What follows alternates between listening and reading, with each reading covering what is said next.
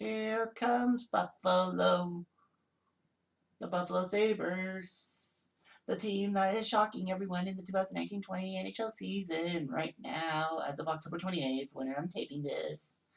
That's right, the Buffalo Sabres, the team that took a lot of fans away from the Toronto area.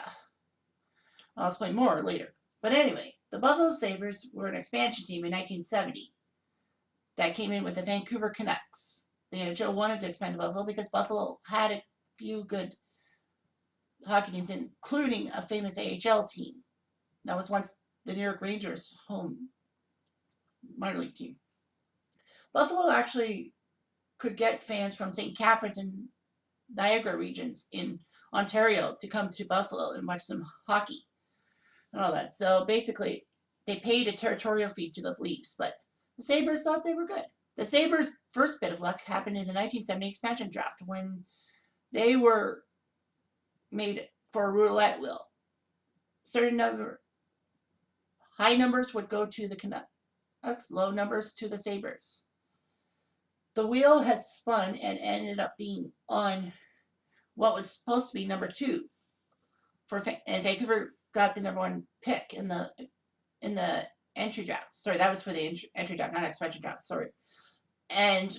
But Buffalo's newly formed general manager Pudge Imlach said, "No, that's not 2 in Roman numerals. That's 11." Clarence Campbell said, "Oh, that's right, 11." So Sabres got the first pick in the draft, and they took Gilbert Perreault, and that's why he wears number 11. Part of the French connection with Rick Martin and René Robert. I was going to say Danny Gare, but that's incorrect. So anyway, the Sabres got lucky. The Canucks took Dale Tallon, by the way, who ended up being a better golfer than a defenseman.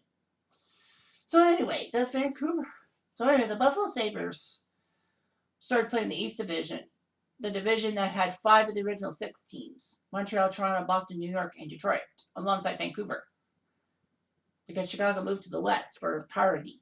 So anyway, the Buffalo Sabres did what the others did and basically drafted smartly and built up the team for the draft, if you will. The Sabres in 1975 shocked a lot of people by getting to the Stanley Cup Finals, especially after taking care of Montreal, who finally got Ken Dryden back after a year layoff because Ken Dryden did not want to play goalie for such chicklets, if you will. Chicken feet. So anyway, the Sabres took care of the Habs in the semifinals and took on the Philadelphia Flyers, the defending Stanley Cup champions that year. The Flyers end up 2-0 headed into Buffalo for Game 3 when the fun began. It was called the Fog Game because Buffalo Memorial Auditorium was not properly ventilated. They had no air conditioning, so the warm temperatures made the fog rise up from the ice and blind the players' perceptions. A bat came in somehow, and thankfully Buffalo's Jim Lorentz, former Kitchener Ranger, swatted it down with his stick and put it in the penalty box. René Robert scored a goal through the fog in overtime over Bernie Perreault's shoulder, and the Sabres won Game 3. Sabres would go on to win Game 4, but unfortunately they couldn't win another home game when it counted because in Game 6 the Flyers, with a pair of goals, won by Bill Clement, won the Stanley Cup. The Sabres had such talent. Pudge Imlach was a pretty good coach and GM when he had to be. And the Sabres had some stars like Gare and the French Connection line, Jim Schoenfeld on defense, and a former Kitchener Ranger, Donnie Edwards, in the net for the Sabres. The Sabres would go on to try, as they might, in the 70s and 80s to get a good playoff run. And they couldn't really get playoff runs to save their lives. Buffalo was known as basically first-round losers for a long time in the NHL playoff scenario. In 1993, things changed as the Sabres, who somehow snuck into the 4th place in the division, in the final divisional playoffs until the 2010s. But anyway, they were number 4. They snuck in ahead of the Hartford Whalers. And of course, they knew that Ottawa was going to make it because Ottawa sucked. But anyway, But I digress. So the Sabres were in as the 4th seed. They would take on the number 1 seed Boston Bruins, who looked very good. And of course, Boston almost always gets to the finals somehow, to the conference finals, if you will. So anyway, Boston was waiting with bated breath, but the Sabres won 2 games in Boston, keyed on by a key game 1 overtime goal by Bob Sweeney for the Sabres, who Boston let go, and Buffalo took him in the waiver draft. Boy, did he show Boston up. Boston went into Buffalo needing to do something about it. Boston had troubles. And then a huge shot by Dale Hawerchuk went in the net in overtime that floated over Eddie Moog's glove, 3-0. And Rick Jenneret happily goes, Dale Hawerchuk, Dale Hawerchuk, Dale Hawerchuk. Unfortunately, in years gone past, it's been revealed that it wasn't Hawerchuk's goal. It was deflected by Buffalo's Yuri Himylev. I think it's spelled Khemylev. All that. Himylev. So basically, that's how the NHL says it. It's Himylev who scored the overtime goal, not Hawerchuk. But anyway, the Sabres chased Andy Moog. They decided to go with John Blue in the net. What a weird name for a goalie, John Blue. But anyway, the Sabres and Bruins played tough. And then Brad May, who is not known as a goal scorer, he basically was known as a pest who even got 300 penalty minutes as a rookie. He swooped in and scored over John Blue. And Jenneret goes, Mayday, Mayday, Mayday. Brad May wins in overtime. Global Sabres win the series. Next up, La Grande Provence. Sorry. La Belle Provence. It's either Montreal or Quebec City. Because that was the other divisional semifinal, Montreal, Quebec City. So Buffalo not only took care of the number 1 seed Boston Bruins, they took them out in 4 games. Here's a funny stat. The Sutter brothers, Brian, who coached the Blackhawks, and I forgot who coached the Bruins. Daryl Sutter? I think it was Daryl Sutter who coached the Bruins. The Sutter brothers combined 0 for 8. They didn't win one playoff game, as both Sutter brothers had their 1 seed teams, the Bruins and the Blackhawks, be swept by the Blues and Sabres. And in overtime, too, in Game 4. How ironic. That's a funny stat. So anyway, the Sabres took on the Montreal Canadiens. But unfortunately, the Sabres couldn't use their small-sized rink to their advantage as the Habs won 3 games in overtime. It was nice seeing Denny Savard get an assist on a big goal by Guy Carbonneau in Game 2. Because, Denny Savard was near the end of his career. And then you see Gilbert Dion scored the overtime winning goal in Game 3. Kirk Muller scored in Game 4. I forget who people thought scored the winning goal. Desjardins in Game 3 or something like that, but it was Gilbert Dion, they said. Anyway, the Sabres got swept by the Habitants. And then 94 came. Buffalo made a goalie move. No longer would they have to rely on Grant Fuhr as the number 1 goalie. Although Grant Fuhr suffered a massive injury, they went with a little-known goalie that was traded in 1992 to the Sabres for Stefan Beauregard and a 5th-round draft pick from the Chicago Blackhawks. Reason being is the expansion draft was coming in. The Blackhawks didn't want to lose Don Mikashek for nothing, so they traded him to Buffalo. It's kind of the same way with the Rangers when they traded Van Beesbrook to Vancouver because, of course, things happen. They didn't want to lose Van Beesbrook for nothing. Well, Vancouver didn't want to lose their goalie for nothing. Kirk McLean or even Kay Whitmore. They had high hopes for Kay Whitmore. Very funny.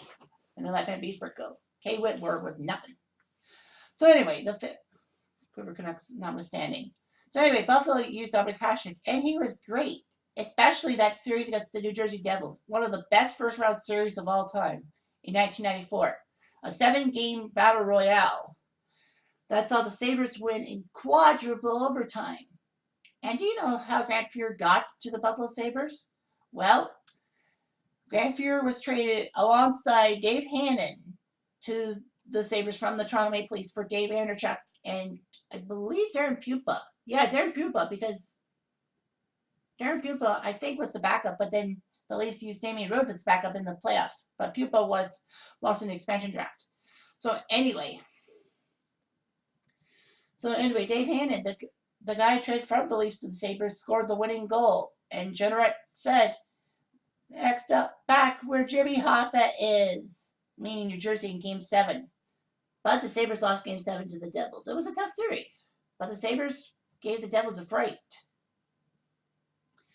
Anyway, Buffalo would use Dominik Hasek to their advantage. Basically, Hasek was the savior of the team. They did put up some great offense from like Mike Peca, Curtis Brown, Pat LaFontaine when he was with the Sabres, Richard Schmalek, Jason Woolley, Stu Barnes, Chris Gratton, those people. Anyway, Buffalo had a dilemma. They were the 2 seed in 1997 against the newcomers to the playoff block, Ottawa Senators, number 7. However, Buffalo didn't have Dominik Hasek. He got hurt. So they used Steve Shields, who was a reliable backup. And a reliable backup he was, who led the Sabres to a good series. Unfortunately, this was also the series that Hasek punched out reporter Jim Kelly of the Buffalo News and got himself a 3-game suspension. Well, he wasn't playing anyway. Buffalo and Ottawa played tough. Ottawa forced overtime in Game 7, but a Derek Plon shot just eluded Ron Tubnut by just enough to score in the net, and the Sabres won that series. Sabres would go on to get taken down by the Flyers, but that series was basically known for Steve Shields fighting Garth Snow in front of the Buffalo bench. It was amazing. So anyway, the Sabres in 98 did much better, and they give themselves credit for it. Took down Boston, I believe. No, sorry, Washington took down. Who did Buffalo take out in the first round? I can't remember. Wasn't Ottawa, that's for sure. Well, I know in the second round they swept Montreal, and the Canadiens rarely got swept in any playoff series at all. Sabres won that series in 4 straight against Montreal. Sabres thought they had momentum against Washington when a famous missed icing call gave the puck to Washington's Todd Krieger, and he scored the winning goal in Game 2 to tie the series up. Buffalo was fuming. I would fume too. So anyway, Buffalo ended up losing the series in 6 on a Joey Juneau overtime goal. That sent Washington to the Stanley Cup Finals. Thankfully for Buffalo, Washington didn't win the Stanley Cup. They got swept by the Red Wings. In 99, the Sabres did much better. They looked good. They had Hasek. And they were going to the conference finals against the Toronto Maple Leafs. One problem for Buffalo is that Hasek got hurt, so they had to use Dwayne Roloson. That's right, Rolly the goalie was a member of the 99 Sabres. So anyway, they used Roloson for the first 2 games of that conference final against Toronto in Toronto. And wouldn't you know it, the Sabres split. Toronto had a golden chance without Dominik Hasek to take a 2-0 series lead and maybe get to the Stanley Cup Finals. But they blew it. And the Sabres ended up winning the series in 5 anyhow. Sabres would take on the Dallas Stars, who took down Colorado in the other conference final. And Jason Woolley scored a famous goal, shot heard around the world, Game 1. That sent the Sabres to a big win. Unfortunately, though, the Sabres would fall in Game 6 to a famous no-goal call, or what should have been a no-goal call if you're a Sabres fan. The Dallas Stars won the game. Brett Hull, in triple overtime, scored with his foot plainly in the crease. The problem was that the NHL actually made a new change to the crease thing mid-season because too many goals were being disallowed. So they said that as long as you had possession of the puck, you were allowed to be in the crease with your skate and all that. But they didn't tell Buffalo that. They screwed Buffalo over. I feel for Buffalo. I mean, yeah, you know what? If that memo had happened, I think they would have understood, but they didn't. So anyway, the Sabres then quietly went through. Not much playoff runs. 2007, they looked good. They thought they were going to be in the Stanley Cup Finals. They were the top team in the Eastern Conference, after all. And then all of a sudden, Ottawa, for some reason, came flying by and got them in 5 games. Daniel Albertson scoring that overtime goal to send the Senators to the Stanley Cup Finals. Sabres have come close a couple of more times. But unfortunately, in recent times, they have really been stinking it up. Although they have Jack Eichel, who's a very good scorer and all that. So anyway, that's the Sabres.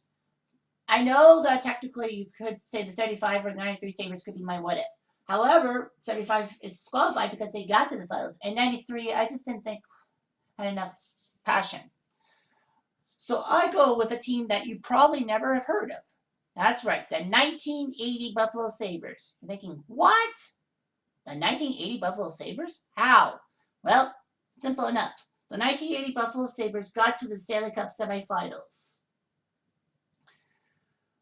Not too many teams in Buffalo could get to the Stanley Cup semifinals. I could have easily done the 2007 Sabres, but I thought the 1980 Sabres. Because after all, I mean, I got to give some love to old time hockey fans from the 1980s and not the fans from the 2000s.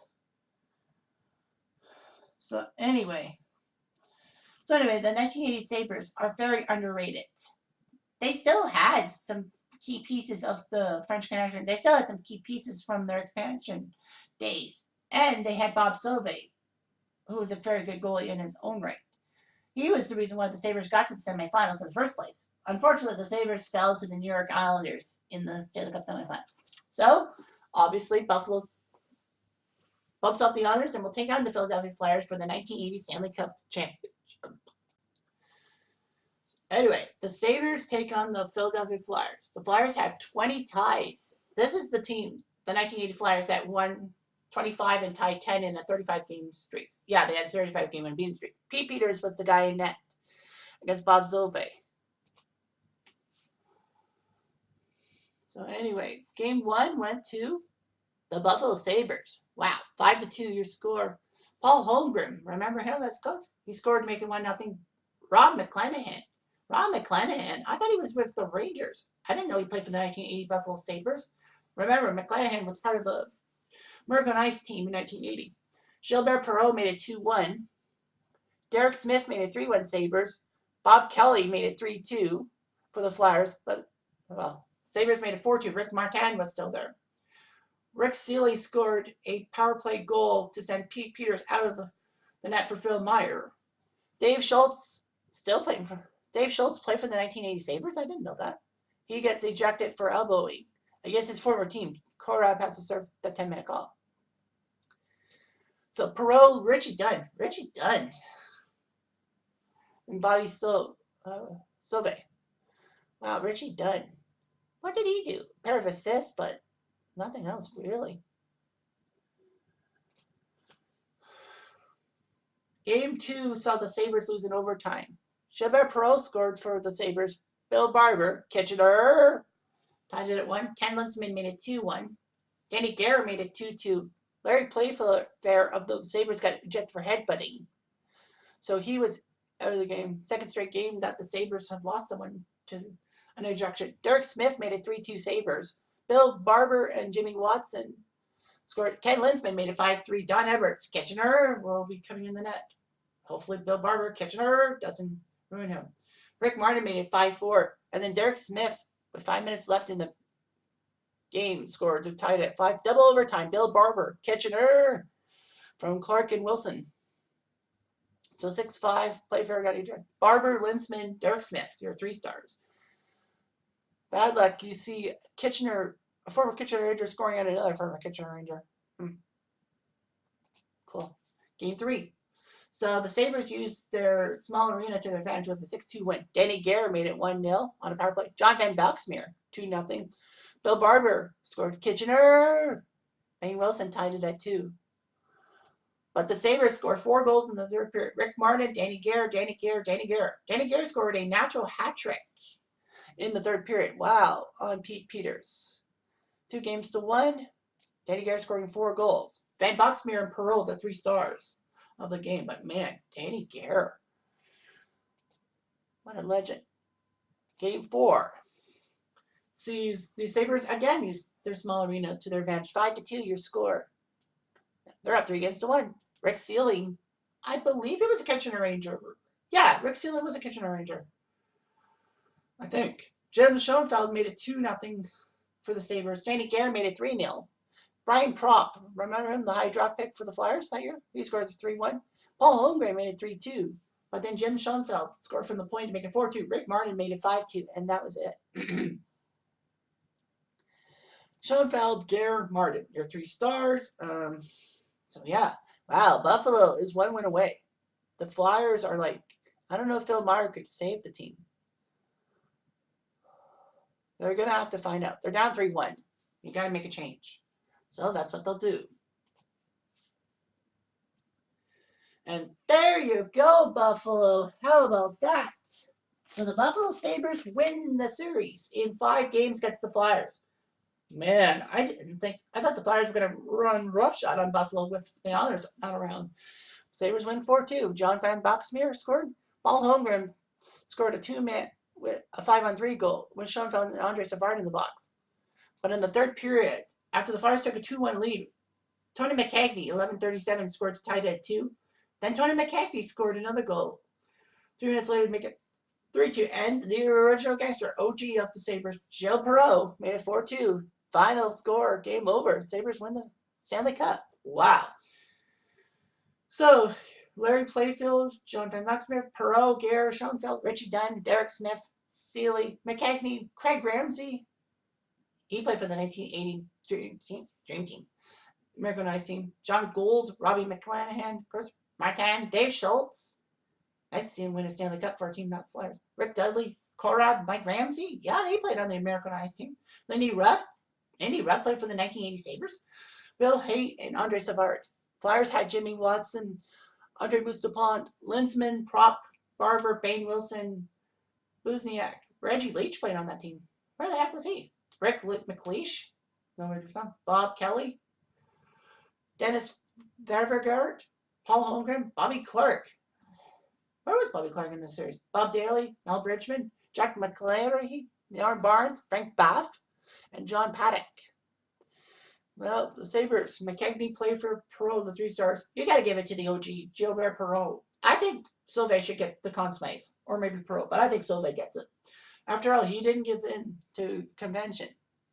So surprised as I am, the Sabres would have had a Stanley Cup, and maybe that no-goal thing would have been less hatred with the fact that they have a Stanley Cup in their paws. But you just never know.